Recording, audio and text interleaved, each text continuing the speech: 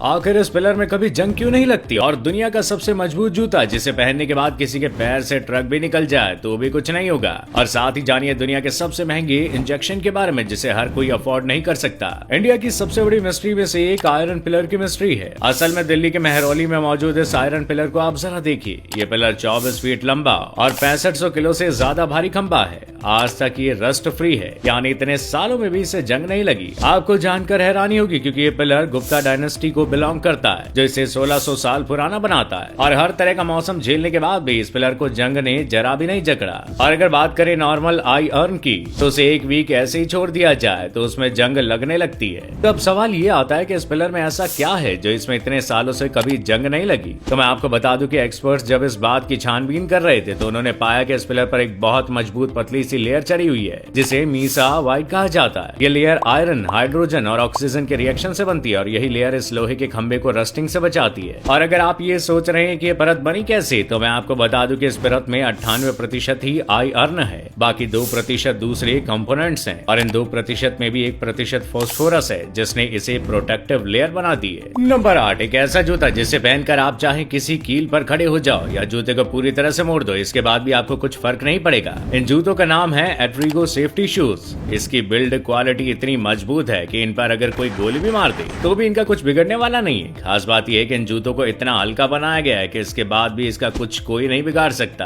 बाकी ये कहावत कहीं भी और कभी भी अप्लाई हो सकती है कि सावधानी हटी और दुर्घटना घटी। सेम कहानी इन जूतों के साथ भी है। तो अगर आप ये जूते लेते हैं तो ये आपके लिए अपना रिस्क होगा। नंबर 7, अगर आपको याद हो तो एक बार सोशल मीडिया पर डोनेशन की लहर चली थी जिसमें एक छोटी बच्ची को 16 करोड़ रुपए का इंजेक्शन लगना था, इसलिए इसके लिए अपील की जा रही थी। और सवाल ये आता है कि ऐसी कौन सी भयानक बीमारी आ गई जिसके लिए इंजेक्शन लगाना है, वो भी 16 करोड़ का। तो हुआ ये कि इस वेदिका नाम की बच्ची को एक बेहद ही खतरनाक बीमारी है जिसे स्पाइनल मस्कुलर एट्रोफी कहा जा रहा है। इसमें बच्चे की मसल सिकुड़ने लगती है जिसके बाद रोजमर्रा की सभी चीजें बच्चा खुद से करना भूल जाता है। हालांकि वेदिका के केस में इस महंगे इंजेक्शन के पैसे इकट्ठे कर लिए गए थे जिसके बाद इन बच्ची को बचाने के लिए कई कोशिशें की गई, लेकिन कुछ दिन बाद वेदिका दुनिया को अलविदा कह गई। नंबर 6, दुनिया में अब कुछ भी बदलना नामुमकिन नहीं है क्योंकि अब सब कुछ पॉसिबल है और ऐसा पॉसिबल हुआ एक मर्द की प्रेगनेंसी से। ये केस केरल का है जहाँ एक पुरुष ट्रांसप्लांट के जरिए पहले महिला बनता है और इसके बाद अब वो प्रेग्नेंट है। अब वो बच्चों को मार्च में जन्म भी देगा। बच्चे का जन्म होने के बाद वो उसे ब्रेस्ट मिल्क बैंक के जरिए दूध पिलाने की प्लानिंग कर रहा है। ये ट्रांसजेंडर कपल केरल के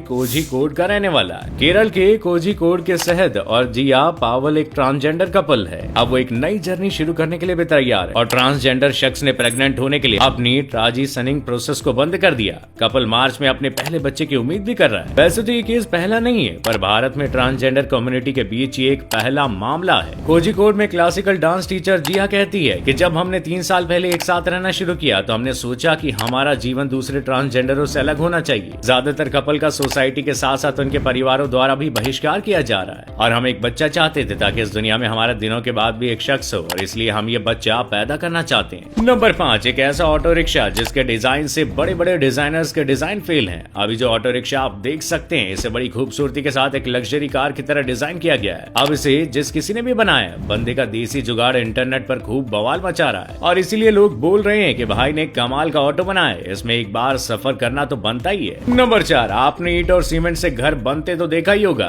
लेकिन क्या कभी आपने लोहे के कंटेनर से घर बनते देखा है? नहीं ना। असल में टेक्सास के ह्यूस्टन शहर में रहने वाले एक शख्स ने शिपिंग कंटेनरों से अपने सपनों का घर बनाया है। ये घर लोहे के बड़े बड़े बक्सों जैसा दिखता जरूर है लेकिन इसके अंदर तमाम तरह की सुविधाएं मौजूद है। इस घर के मालिक का नाम विल ब्रियोक्स है। उन्होंने ह्यूस्टन शहर की मैकगोवन स्ट्रीट पर 11 शिपिंग कंटेनरों से 3 मंजिला घर बना डाला। खास बात यह है कि 2500 स्क्वायर फीट में बने इस घर पर आग, तूफान और पानी का भी कुछ असर नहीं होता। विल ने साल 2000 में इस तरह का अनोखा घर बनाने के बारे में सोचा था लेकिन इसमें उन्हें काफी समय लगा क्योंकि वो सबसे अनोखा घर बनाना चाहते थे, इसलिए उन्होंने इसके लिए डिजाइनर भी ढूंढा। लेकिन जब उन्हें कोई डिजाइनर नहीं मिला तो साल 2011 में उन्होंने खुद ही इस घर को बनाने का फैसला किया और खड़ा कर दिया अपने सपनों का आशियाना। दरअसल शिपिंग कंटेनर से घर बनाने के पीछे विल का मकसद था एक मजबूत घर बनाना जो सालों तक बिना किसी परेशानी के टिका रहे। नंबर 3, आज के टाइम में लोग पैसा कमाने के लिए रात दिन कमा रहे हैं लेकिन काम की वजह से उनकी नींद नहीं पूरी हो पाती। तो इसी समस्या को खत्म करने के लिए एक ट्रैवल कंपनी ने ऐसी अनोखी सेवा शुरू की है जिसमें आप अपनी नींद पूरी कर सकते हैं। असल में ये अनोखी सर्विस हांगकांग में शुरू की गई है और इस कंपनी का नाम उल्लू ट्रेवल्स है। ये कंपनी यात्री को बैठाकर शहर के 47 किलोमीटर का चक्कर 5 घंटे घंटे में पूरा करती है और यात्री को जहां से पिक किया है वहीं पर लाकर छोड़ देती है और इसी बीच यात्रा के दौरान यात्री चैन की नींद सो सकता है। ये वाकई कमाल का काम कर रही है। नंबर 2, अगर किसी बच्चे का जन्म आसमान में उड़ते इंटरनेशनल विमान में होता है तो ऐसे में उस बच्चे का बर्थ प्लेस और उसकी सिटीजनशिप कहाँ की होगी, ये तो आपने पक्का कभी नहीं सोचा होगा। तो सबसे पहले ये जान लीजिए कि भारत में 7 महीने